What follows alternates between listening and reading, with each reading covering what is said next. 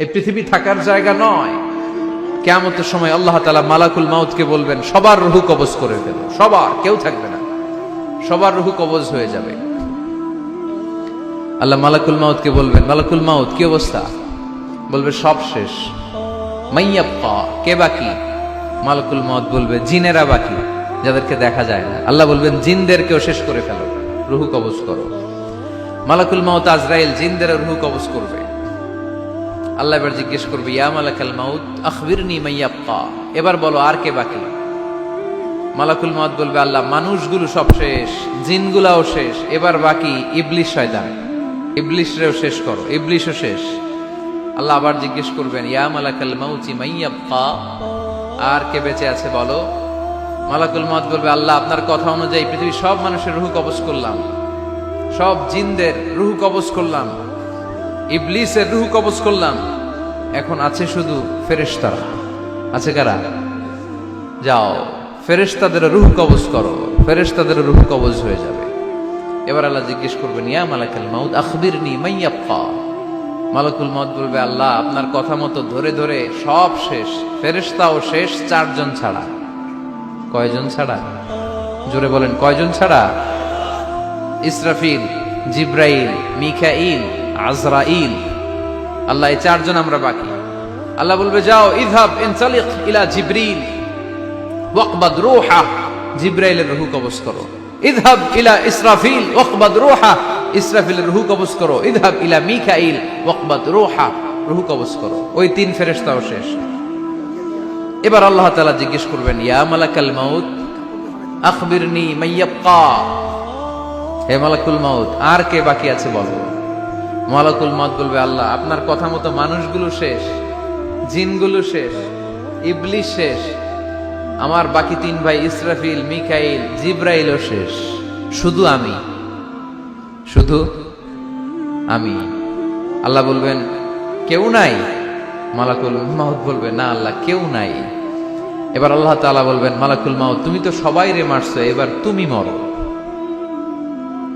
এবার তুমি মরো, তুমি মরো। শোনার সাথে সাথে মালাকুল মাউতের কাঁপুনি ছুটে যাবে, খিঁচুনি এসে যাবে ভয়ে। আল্লাহ বলবেন, কাঁপুনি দিয়ে তো লাভ নাই, কারণ কুল্লু নাফসিন যায়িকাতুল। রব্বুল আলামিন বলবেন, মালাকুল মাউত কেঁদো না, এটাই দুনিয়ার বিধান, আমি আল্লাহর দেয়া বিধান, এটাই জন্মালেই মরতে হয়। যাও জান্নাত জাহান্নামের মাঝখানে একটা জায়গা আছে, জায়গাটার নাম হলো আরাফ। এই আরাফের মধ্যেখানে যে দাঁড়াও, ওখানে যে মালাকুল মাউত কাঁপতে থাকবে। মালাকুল মাউত বলবে, আল্লাহ সৃষ্টি শুরুতে যদি জানতাম, সৃষ্টি শুরুতে যদি জানতাম সবাইকে মৃত্যুদান করার পরে, রূহ কবজ করার পরে আমাকেও মরতে হবে, তাহলে এই কঠিন দায়িত্বের ব্যাপারে আপনার কাছে ক্ষমা চাইতাম। আজকে আমারও যে ভাগ্য বরণ করে নিতে হবে সৃষ্টির শুরুতে, আমি এটা কল্পনাই করতে পারিনি। আল্লাহ বলবেন, নো টক, মুত, ইয়া মালাকাল মাউত, মর, মরে যা, মুত, মরে যাও। বলার সাথে সাথে মালাকুল মাউত এক বিকট চিৎকার হাঁকিয়ে মরে যাবে। মালাকুল মাউতের চিৎকারটা সেদিন এত ভয়ঙ্কর হবে, বিষ্ণু ঈসা ইসলাম বলেন, ওই চিৎকারের আওয়াজ যদি পৃথিবীর মানুষেরা কান দিয়ে শুনতে পেত, তাহলে কিয়ামত সংগঠিত হওয়ার জন্য আলাদা করে ইসরাফিলের সিঙ্গার প্রয়োজন হতো না। ওই চিৎকারের আওয়াজে প্রতিটা মানুষ কানের পর্দা ফেটে ওই জায়গায় লাশ হয়ে পড়ে যেত। এবার ডানে বায়ে সামনে পেছনে উপরে নিচে কেউ নাই, একজন ছাড়া। জোরে বলতে হবে, তিনি কে? আল্লাহ তখন পৃথিবীকে একটা ডাক দিবেন, বলবেন, ইয়া দুনিয়া আইনা আনহারুকি, এই পৃথিবী তোর নদীগুলো কোথায়? ইয়া দুনিয়া আইনা আশজারুকি, এই পৃথিবী তোর গাছগুলো কোথায়? বটতলা। ইয়া দুনিয়া আইনাল জিবাল, তোর বড় বড় মাউন্ট এভারেস্ট পাহাড়, আলাস্কা পর্বতমালা, আলপস পর্বতমালা, এগুলো কোথায়? তুর পাহাড় আজকে কোথায়? ইয়া দুনিয়া আইনাল মুলুক, রাজা বাদশারা কোথায়, যারা ক্ষমতার দাপটে পা জমিনে ফেলতে চাইতো না? আইনাল জাবাবেরা, অত্যাচারী স্বৈর শাসকগুলো আজকে কোথায়? কোথায় আজকে?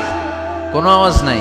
আল্লাহ তখন হুঙ্কার দিয়ে বলবেন, লিমানিল মুলকুল ইয়াউম, who belongs the kingdom today. আল্লাহ চিৎকার দিয়ে বলবেন, আজকে ক্ষমতা কার? আওয়াজ করে বলেন, সেদিন ক্ষমতা কার?